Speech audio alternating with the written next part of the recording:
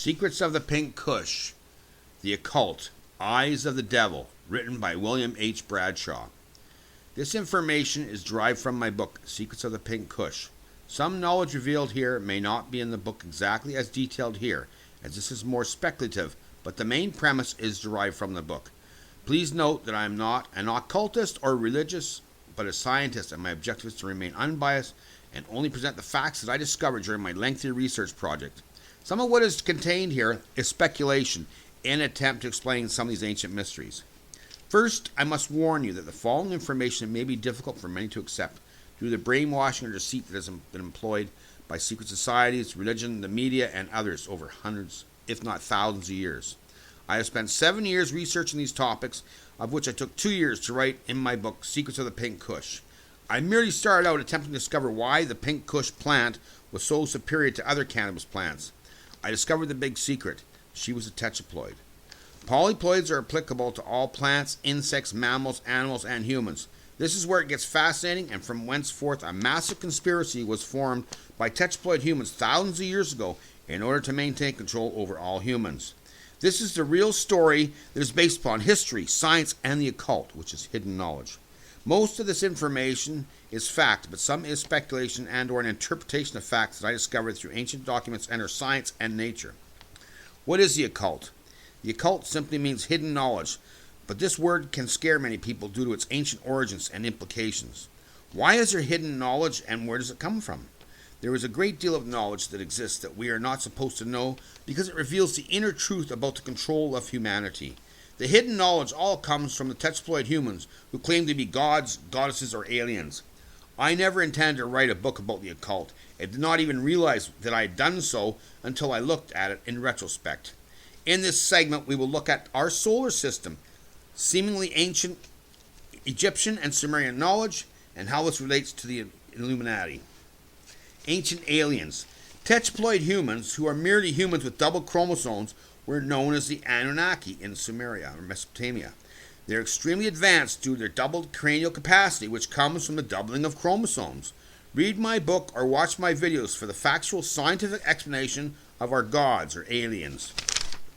That knowledge is occult because they, the tetraploid humans, do not even want their existence known, let alone their genetic composition. Atlantis. When the continent of Atlantis moved from its former position between Africa and the Americas to its current location in the South Pole, now called Antarctica, the Atlanteans were forced to move due to the extremely cold temperatures. Some went to Patagonia, some went into the hollow earth, and some went to Europe and Asia. The ones that went to Europe and Asia created a religion of tribute and worship in order to control the diploid humans, us, normal humans with 2 sets of chromosomes. They called this the cult of Demeter, named after the wife of Poseidon. She created and gave us humans the knowledge and technology required in order to create an agricultural society. This actually predates the civilization that was created later by the tetraploid human Enlil, the son of Anu or the Anunnaki. The solar system. How many planets are in our solar system?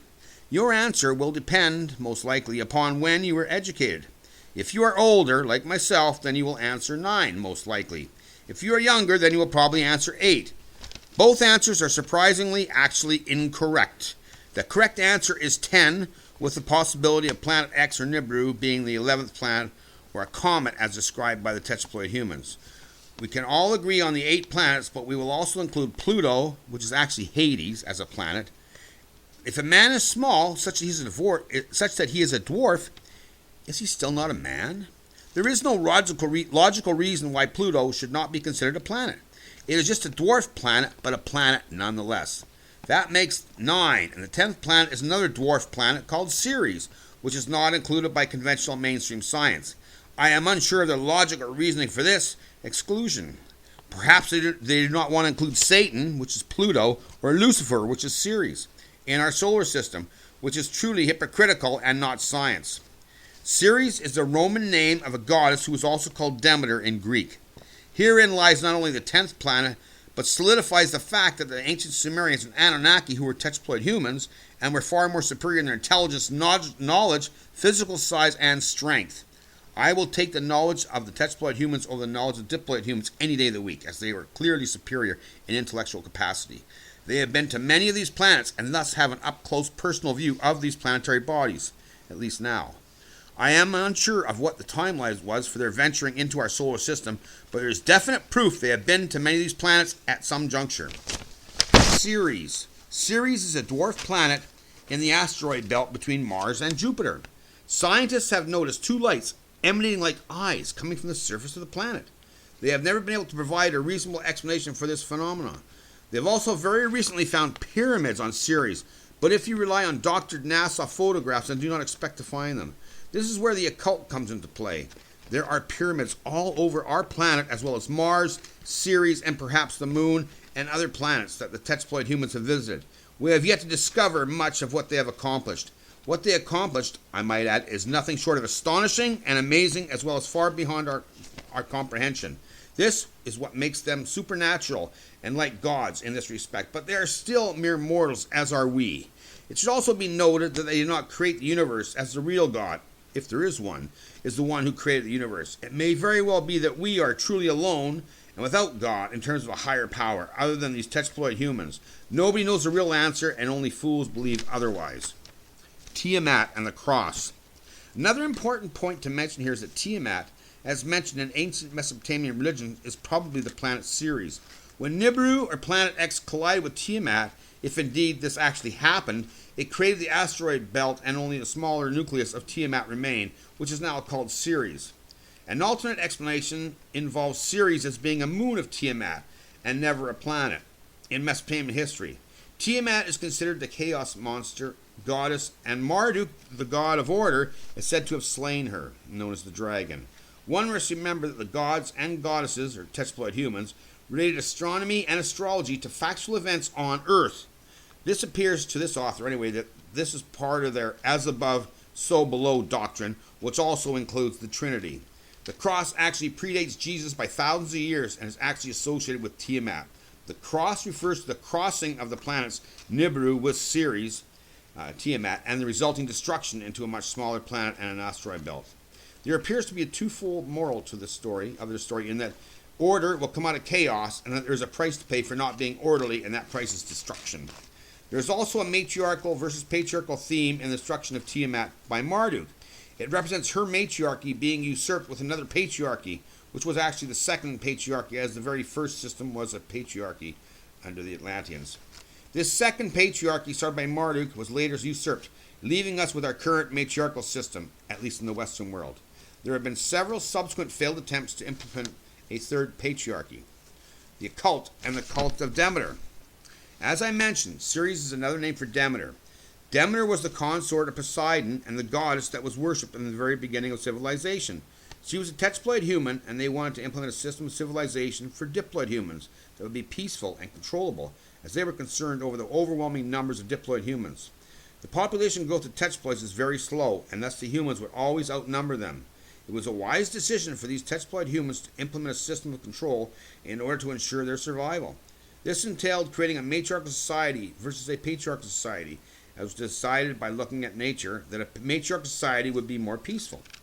This is true to a great extent, but not always true, and actually an egalitarian society, which is neither a matriarchal nor a patriarchal system but totally equal, has proven to be far more peaceful and successful in the long run when examined in the other cultures. Demeter established a cult of Demeter among some of the humans that would act as liaisons between the tetraploid humans and the diploid humans. They chose the Judeans to act as their liaisons, or prophets as they were called. They created a system that would gift them some knowledge as time progressed. This included knowledge of agriculture, metallurgy, astronomy, astrology, mathematics, etc. One of the most important concepts was the implementation of their bureaucracy and the Trinity, which ensured a system of entropy or balance. Some of the knowledge was to be kept from the majority of diploid humans, and this is the origins of the occult, or hidden knowledge. The reason for retaining or hiding some of the knowledge was simply control, as information is power, and they could hand too much power over to the inferior diploid humans. This cult of Demeter was designed to be an extremely long-range plan that would see the creation of cells that would be alive or dormant depending on the state of affairs in the world at that time. They would go dormant or extraneous if extraneous factors threatened the cult. This cult today is now known as the Illuminati and their subservient group of Freemasons. The Illuminati hold most of the knowledge of these ancient secrets, while the Freemasons are essentially ignorant until they reach the higher degrees. Once a Freemason reaches the 33rd degree, they are told that Lucifer is God. I am uncertain if they are also revealed that the God is actually a woman at this juncture. I suspect that there are more levels and degrees, and they are not informed until well after this time. The reason for this is that many men and women simply cannot follow a female leader. This is one reason for the hidden knowledge. This revelation can be extremely disheartening for Christians, so they usually do not include Christians in their organization, or at least at that level. It is very important to note that Lucifer is an office of the tetraploid human bureaucracy, and not one particular individual. Demeter was one of the original holders of the title Lucifer, but there have been many, as the tetraploids are not immortal, as they have claimed. Lucifer is Latin for light bearer and means one who brings light or knowledge. Another more recent Lucifer was Columbia or Columbina, and her statue can be found in New York Harbor as the Statue of Liberty. Lucifer represents deceit and the left-hand path because of the hidden lies. Her overall objective is to control and enslave all of mankind. It should be well noted that Satan is another office and is a tetraploid male, a nature god, the protector, the enforcer, and one who creates the punishment for those who fail to walk the right-hand path. If you do something against the will of God, then you face Satan, the bull of heaven.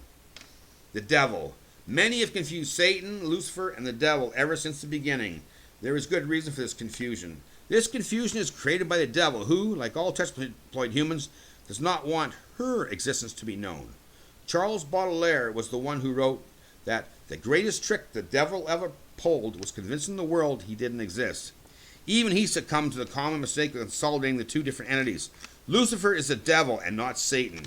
Lucifer wants everyone to believe that she is a man and or does not even exist. Rest assured, they exist, and the office of Lucifer, the devil, is occupied by a female tetraploid human who resides within the hollow earth, just as the office of Satan and God existed and still exists. It may very well be that God and his followers remain in heaven, the volcanic mountains, while Satan became Lord of the underworld, the hollow earth. That is what my research has led me to believe, although there is no definitive proof at this time. We may never know the facts unless we obtain the history of these gods and goddesses from a benevolent tetraploid human. I do not believe that any of these characters are spiritual, but merely tetraploid humans that science can explain, which means science is actually proving the veracity of the Bible, although there are some definite lies that have been employed for the benefit of the tetraploid humans, so that they may enjoy complete domination and control over mankind using religion. The eyes of the devil. The eye of Horus is also the eye of Wadjet, and Wadjet is clearly a female, as is Ceres or Demeter. The two lights coming from Ceres, the planet that is, are, in my opinion, a representation of the eyes of the devil or the eyes of God watching over us humans. You will also find the eyes of God or the eye of Horus on the back of American paper currency. It is on the capstone over the pyramid. I suspect that these tetraploids may have argued about whether they should have one light or two in order to represent the devil. Remember the origin of the word devil. It means evil, and evil is derived from Eve, the original woman, which was not actually the first woman, but the first woman created by God as genetically modified human, in my opinion. It is also derived from the word diva, which also correlates to false goddess. So beware of whom you worship, as they may be a false god, or more likely, a goddess. Secrets of the Pink Kush. Read Secrets of the Pink Kush for more knowledge of the occult, and many other topics that are related by a certain lily plant that can potentially cure cancer, or kill animals or people, or create polyploids, such as tetraploid humans, or create superior plants like cannabis Pink Kush plant, which is also a tetraploid. This book also describes how to breed and grow superior plants, and cannabis in particular. There is knowledge in this book that is not found anywhere else in the world except amongst the tetraploid humans, and they are keeping it a secret. Thank you for your interest in this topic.